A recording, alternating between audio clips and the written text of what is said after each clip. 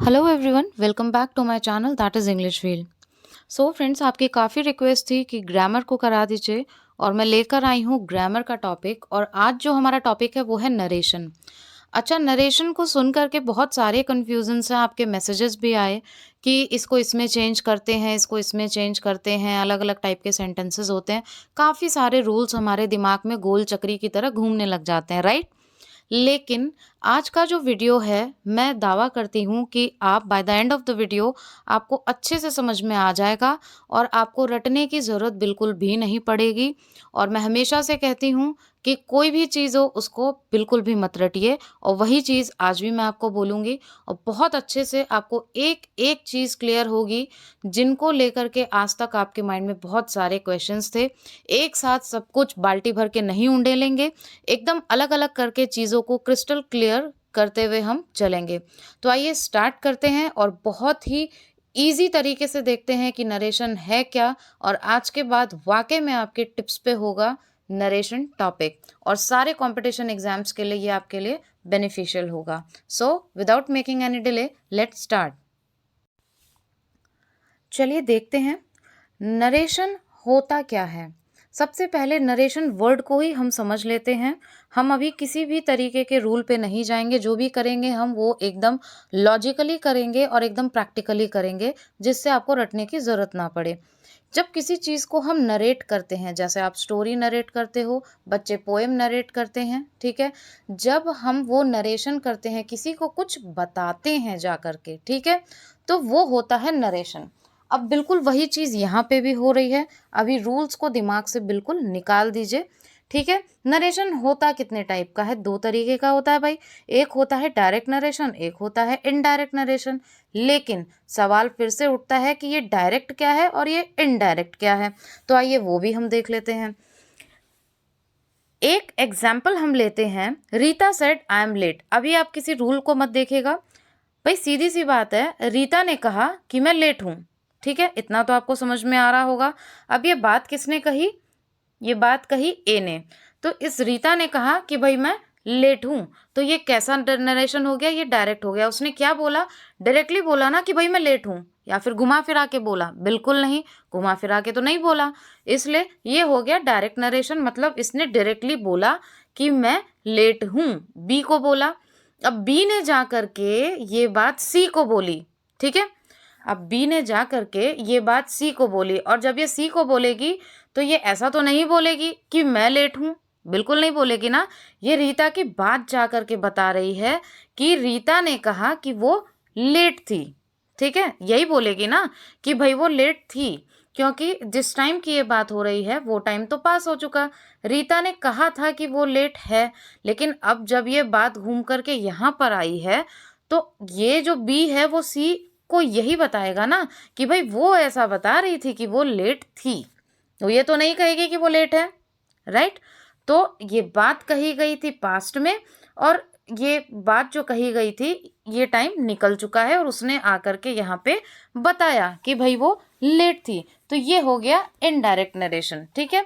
अब बी ने आकर के सी को ये बात बताई, तो Rita said that she was late. तो यही होता है डायरेक्ट नरेशन और इनडायरेक्ट नरेशन, कि आप एक डायरेक्ट स्पीच को, स्पीच क्या है? जो उसने बोला, जो रीता ने बोला आई एम लेट, ये उसका स्पीच हो गया, ये स्टेटमेंट हो गया उसका। बिल्कुल लॉजिकली समझिएगा, इसी को हम बार बार स्पीच स्पीच बोलते हैं, ठीक है? सारी चीज़ें जो लिखा होता है उसी से निकलती है, जो हम समझते हैं उसी से रूल्स भी बनते हैं, रूल्स कहीं अलग से बन करके नहीं आते, ठीक है? अब देखिए, तो रीता ने बोला I am late, Rita said that she was late. तो बी ने जाकर के सी को ये बात बता दी कि भैया उसने कहा था कि वो लेट थी, राइट? तो ये हो गया आपका डायरेक्ट स्पीच, जो कि उसने डायरेक्ट बोला। अब क्योंकि बी ने सी को जाके बताया एक ही बात को, तो ये हो गया इनडायरेक्ट। आई होप ये आपको क्लियर हो गया होगा। अब दूसरी बात इसके अंदर एक और आती है, वो होती है क्या होता है रिपोर्टिंग वर्ब, क्या होता है रिपोर्टेड स्पीच। इसमें बहुत कंफ्यूजन रहता है, तो आइए पहले उसको समझ लेते हैं। देखिए यहाँ पे आपको एक सेंटेंस मिल रहा है, Rohan said to his friends we are lucky, ठीक है? रोहन ने अपने फ्रेंड से कहा कि क्या है, वी आर लकी, कि हम सब क्या हैं, लकी हैं। अब यहाँ पे रिपोर्टिंग स्पीच भी बोलते हैं इसे और रिपोर्टिंग वर्ब भी बोलते हैं, तो इसमें कंफ्यूज होने की ज़रूरत नहीं है। ठीक है, रिपोर्टिंग वर्ब भी बोलते हैं जिसको हम R.V से डिनोट करते हैं, मोस्टली उसको R.V से डिनोट करते हैं। तो ये आपका रिपोर्टिंग वर्ब हो गया और ये आपका रिपोर्टेड स्पीच हो गया। इसको याद रखने का सबसे बेस्ट तरीका ये होता है कि जो कहा गया, ठीक है, डायरेक्टली, वो हो गया आपका रिपोर्टिंग स्पीच, मतलब कोई कुछ बता रहा है, कह रहा है। Rohan said to his friends, ठीक है, वी आर लकी। और जिसको हम लॉक कर देते हैं, मतलब जो इन्वर्टेड कॉमाज में लॉक हो गया जो स्टेटमेंट, वो स्टेटमेंट हो जाता है आपका क्या, रिपोर्टेड। जो आपने रिपोर्ट किया जा करके किसी और को अपने शब्दों में। अब मान लीजिए मैं हूँ, मेरी किसी से कुछ बात हो रही है, मेरे फ्रेंड ने मुझे कुछ बताया, ठीक है। अब जब वही बात मैं किसी और को जाके बताऊंगी, तो क्या वो मैं एज इट इज़ बताऊंगी? बताओ, खुद दिमाग लगा के देखो, बिल्कुल नहीं ना। तो उसमें मैं कुछ चेंजेस करूंगी, हाँ, बात वही रहेगी लेकिन कुछ चेंज करके बताऊंगी। जैसे मेरे और मेरे फ्रेंड के बीच में बात हुई कि मुझे पिकनिक जाना है। अब मैं अगर अपनी मदर को यही बात आके बताती हूँ कि भाई मेरी फ्रेंड कह रही थी कि उसे पिकनिक जाना है, राइट। ये तो नहीं बोलूँगी मैं कि मुझे पिकनिक जाना है।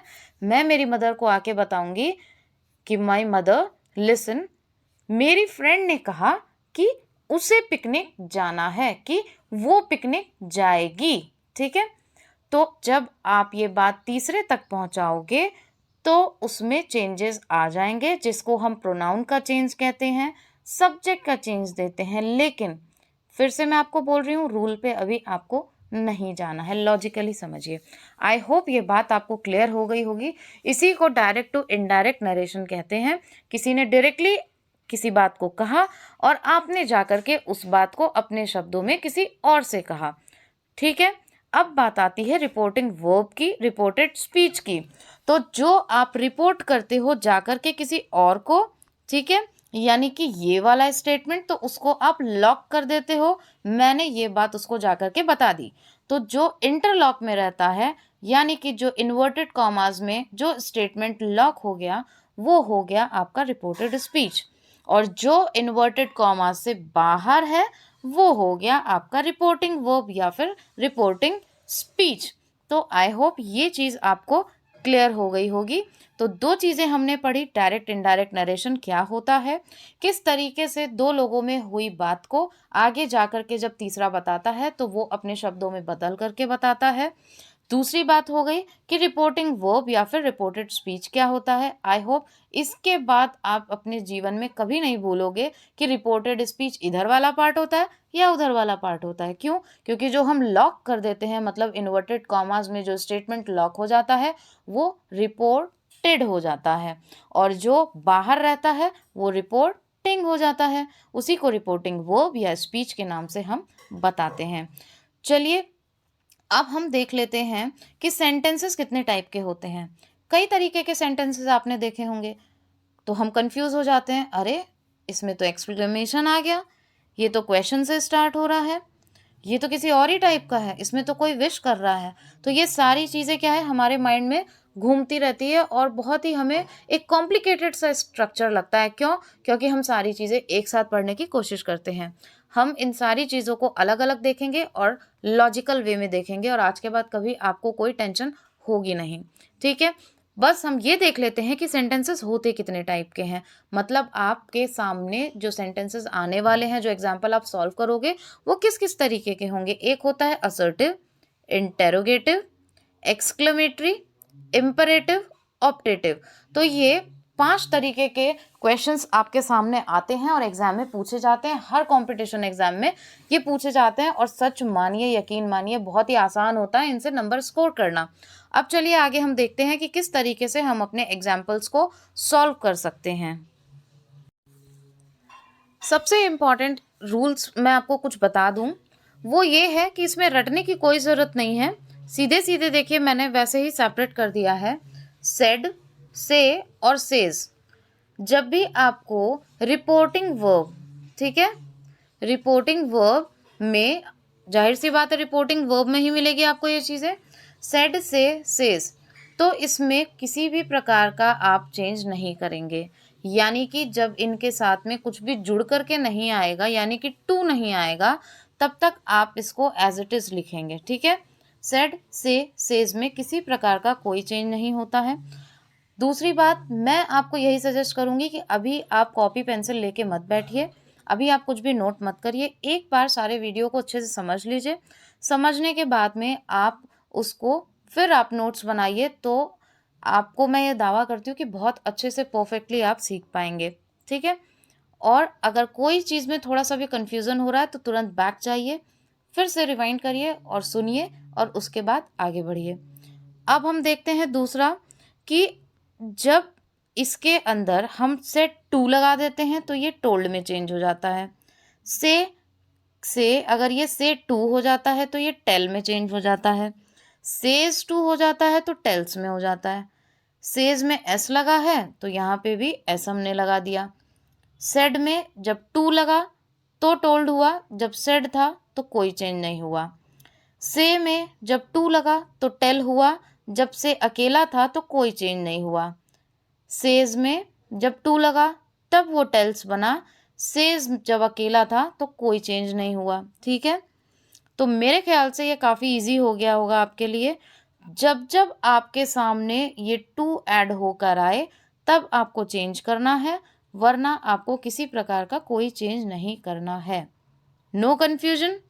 अब चलिए आगे बढ़ते हैं। तो अब आप इस सेंटेंस को देखिए, बहुत ही आसानी से आपको समझ में आएगा कि किस तरीके से क्या हमने चेंज किया। अभी हम टेंसेस की बात बिल्कुल नहीं करेंगे, ठीक है। पहले लॉजिकली देखिए कि चीज़ें आखिर चेंज कैसे हुई। क्वेश्चन हमारा क्या कह रहा है, ये देखिए, रीता सेड, ठीक है, रीता सेड। अब मैंने अभी आपको क्या बताया था कि जब सेड आए, ठीक है, अभी हम सिर्फ रिपोर्टिंग वर्ब की बात कर रहे हैं, यानी कि ये रिपोर्टिंग स्पीच की हम बात कर रहे हैं कि किस तरीके से क्या हम चेंज करते हैं, ठीक है।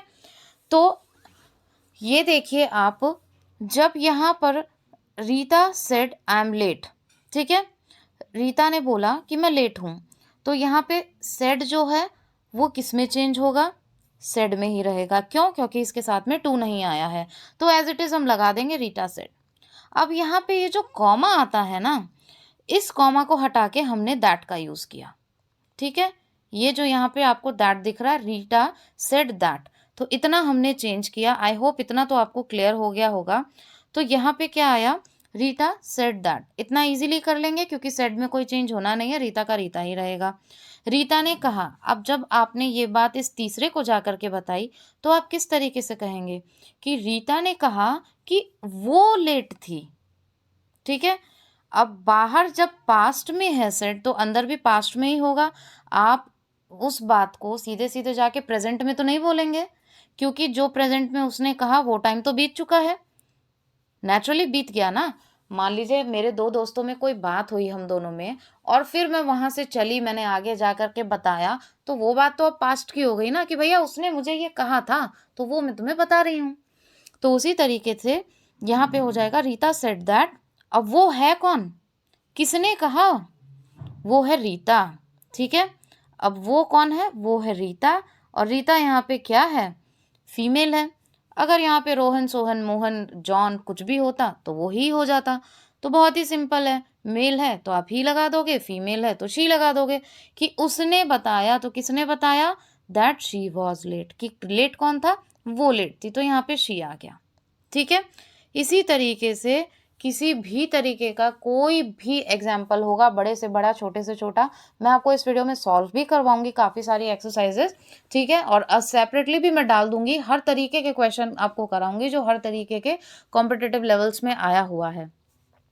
तो मेरे ख्याल से आपको समझ में आ गया होगा, इसमें किसी तरीके की कोई रूल रटने की ज़रूरत नहीं है। बस रिपोर्टिंग वर्ब में जिस तरीके के चेंजेस होते हैं उनको आप देख लीजिएगा, वो मैंने आपको बता दिए, और वो भी आप 1 से 2 बार सुनेंगे तो आराम से आपको याद रहेंगे। तो हमें बस यही देखना होता है कि यहाँ पे सब्जेक्ट में चेंज आया कैसे आया भाई, कि उसने कहा कि वो लेट थी, तो वो यहाँ पे कौन है, रीता, और रीता के लिए हम क्या लगाएंगे, यहाँ पे शी लगाएंगे। ठीक है, अब चलिए हम आगे बढ़ते हैं। सबसे पहले एक इम्पॉर्टेंट रूल हम पढ़ लेते हैं। ये छोटे छोटे रूल्स होते हैं लेकिन इन्हीं से क्वेश्चन आते हैं। ठीक है, इन्हीं से घुमा फिरा के क्वेश्चन पूछे जाते हैं, इसलिए मैंने इनको अलग अलग कर दिया है ताकि आपके दिमाग में वो चीज़ें छपी रहे, क्योंकि पार्ट वाइज किसी चीज़ को तोड़ करके हम पढ़ते हैं तो वो हमारे दिमाग में हमेशा रहती है। ये 2 इम्पॉर्टेंट रूल हैं क्या, बाद में हम देखेंगे टेंसेस में किस तरीके से चेंज किया जाता है। अब ये इंपॉर्टेंट रूल ये है कि जब भी रिपोर्टिंग वर्ब, ध्यान रहे मैं रिपोर्टिंग वर्ब की बात कर रही हूँ, ठीक है, यानी कि इस तरफ वाला पार्ट जो इन्वर्टेड कॉमा से बाहर रहता है, तो इसकी बात मैं कर रही हूँ। रिपोर्टिंग वर्ब में जब भी आपको वो प्रेजेंट टेंस या फ्यूचर टेंस में मिले, या तो वो प्रेजेंट टेंस में होगा या वो फ्यूचर टेंस में होगा, तो ये वाला पार्ट जो है रिपोर्टेड स्पीच जो होगा, इसके वर्ब के टेंस में किसी तरीके का कोई अंतर नहीं आएगा। वो जस का तस आपको लिखना है, वो जैसा है वैसा ही रहेगा। ठीक है, कब, जब वो प्रेजेंट टेंस में होगा या फिर वो फ्यूचर टेंस में होगा। छोटी सी बात है, ज़्यादा दिमाग लगाने की ज़रूरत नहीं है, या प्रेजेंट या फ्यूचर। कब, जब वो रिपोर्टिंग वर्ब आपका प्रेजेंट या फ्यूचर में रहेगा, तो जो आप अंदर चेंज करोगे, यानी कि तीसरा जो जाकर के बात को बताएगा, उसमें किसी प्रकार का कोई चेंज नहीं होगा टेंस में। आइए देख लेते हैं। ये आपके सामने मैंने कुछ एग्जाम्पल्स रखे हैं so that things gets clear. She says John comes late. ठीक है, अब आप देख लो, रिपोर्टिंग वर्ब आपको पता ही होगा, एकदम दिमाग में छपा हुआ होगा। रिपोर्टिंग वर्ब है आपकी प्रेजेंट टेंस में, she says. John comes late, SAIS का यूज हुआ है, तो आपका ये प्रेजेंट टेंस में है। जॉन कम्स लेट, तो आपको करना क्या है, आपने शी सेज का सेज लगा दिया। ठीक है, शी सेज, इन्वर्टेड कॉमा हटा के आपने दैट लगा दिया। अब क्योंकि से या सेज में जब तक टू नहीं लगेगा तो हम कोई चेंज नहीं करेंगे, इसलिए सेज का सेज ही होगा। इन्वर्टेड कॉमा हटा के आपने दैट लगा दिया। जॉन कम्स लेट आपने एज इट इज लिख दिया, जॉन कम्स लेट। इसके वर्ब ये है यहाँ पे कम्स, और इसके टेंस में किसी भी तरीके का कोई भी चेंज नहीं हुआ। इसी तरीके से दूसरा एक और एग्जाम्पल ले लेते हैं। He says Rohan is not good. ये हो गया आपका रिपोर्टिंग वर्ब, और रिपोर्टेड कब बनता है, जब इन्वर्टेड कॉमास में स्टेटमेंट को लॉक कर दिया जाता है, तो वो रिपोर्टेड में चला जाता है। Rohan is not good negative है, तो क्या हो गया, कंफ्यूज होने की जरूरत नहीं है कि अब इसमें नॉट लग गया अब क्या करें, ये ऐसे हो गया अब क्या करें, नो कंफ्यूजन।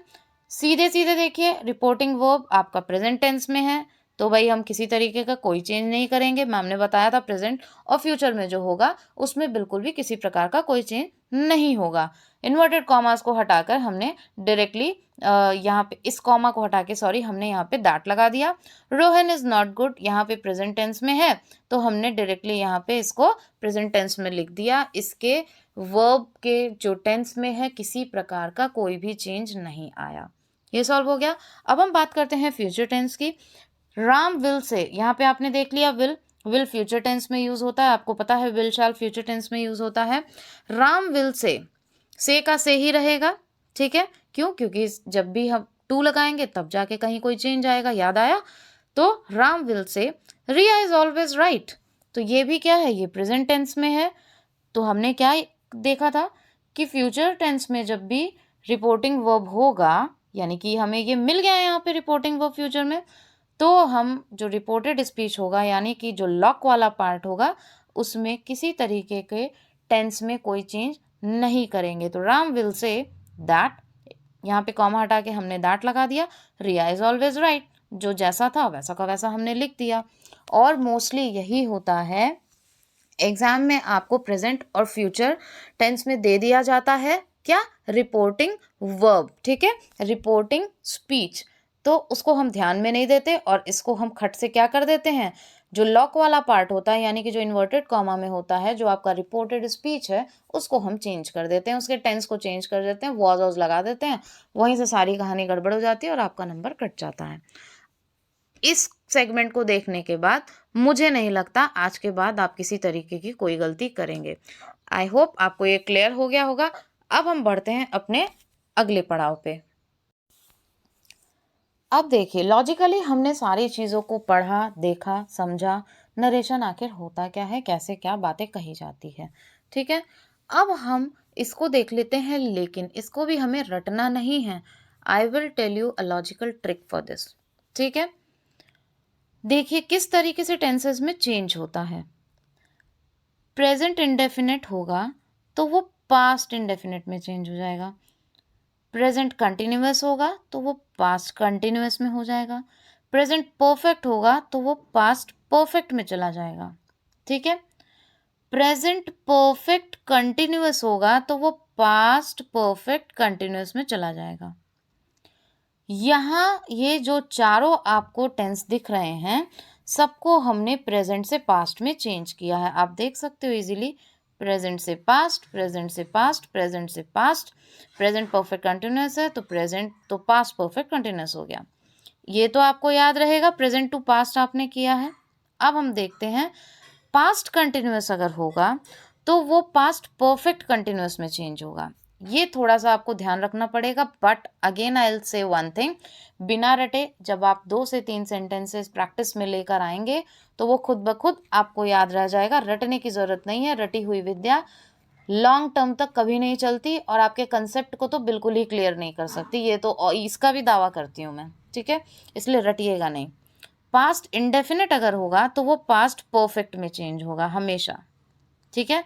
पास्ट इंडेफिनिट कोई चीज़ है, ये तो इंडेफिनिट है, निश्चित नहीं है, तो आप उसको परफेक्ट में चेंज कर देंगे।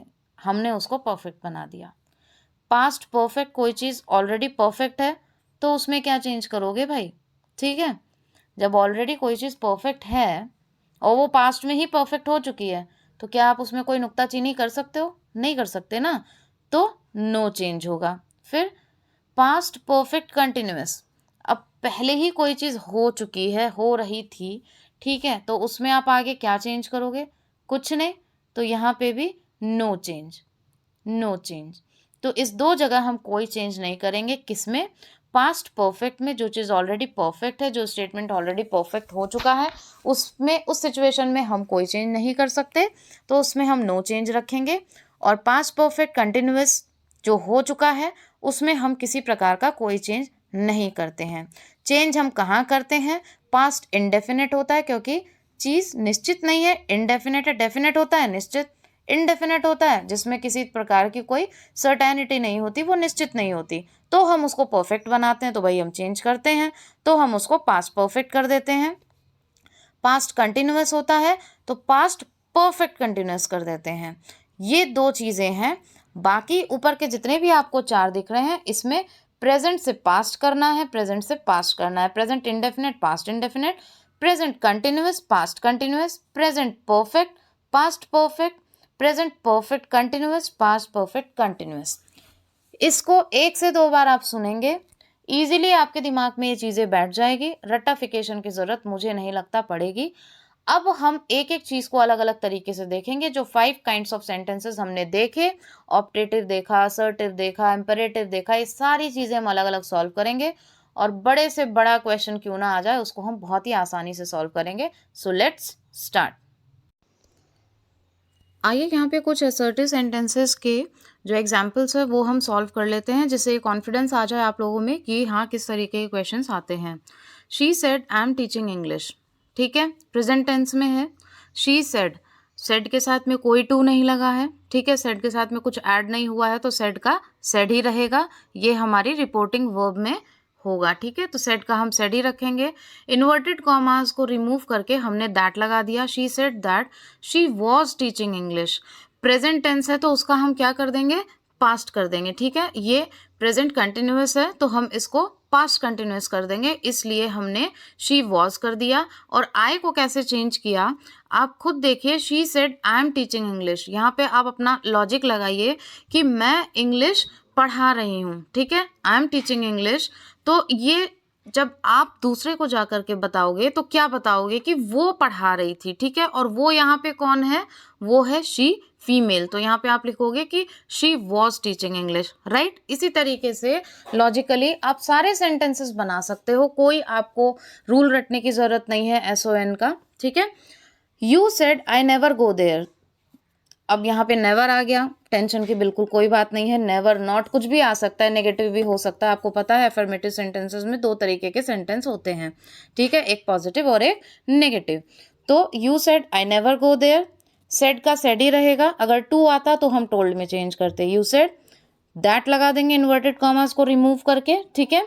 यू नेवर वेंट देयर, ठीक है, इसको हम पास्ट में चेंज कर देंगे तो यू नेवर वेंट देयर। अब एक रूल और कहता है कि जो यूनिवर्सल फैक्ट्स होते हैं या फिर जो यूनिवर्सल ट्रूथ होते हैं, इडियम फ्रेजेस होते हैं या फिर कुछ साइंटिफिक फैक्ट्स होते हैं, तो वो एज इट इज़ रहते हैं, उसमें हम किसी प्रकार का कोई चेंज नहीं करते हैं, ठीक है। He said the sun rises in the east, सभी को पता है, तो ही सेड दैट। बाकी चेंजेस सेम वही रहेंगे, इन्वर्टेड कॉमा को हटा के आप दैट भी लगाओगे, और रिपोर्टिंग वर्ब में सेड है तो सेड ही रहेगा। The sun rises in the east as it is आप वो लिख दोगे, ठीक है। नेक्स्ट है Rohan said to me milk has calcium, ये साइंटिफिक फैक्ट है, तो रोहन टोल्ड मी। अब यहाँ पे मैंने ये वाला एग्जाम्पल इसीलिए लिया, तो टोल्ड मी क्यों लगाया हमने, क्योंकि सेड के साथ में टू चला आया। अब टू चला आया तो हमको टोल्ड लगाना पड़ेगा।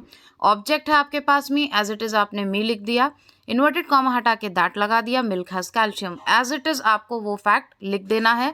उसके टेंस में या किसी भी चीज़ में कोई छेड़छाड़ हमें नहीं करनी है, क्योंकि हमें राइट ही नहीं है। जो चीज़ सत्य है वो सत्य है, ठीक है। आइए कुछ और एक दो एग्जाम्पल्स देख लेते हैं। नेक्स्ट है she said I came here yesterday, ठीक है। अब आप एक चीज़ देखिए, जो मैंने टेंस में चेंजेस के लिए आपको बताया था, तो इसमें जो चेंज है वो क्या कह रहा है,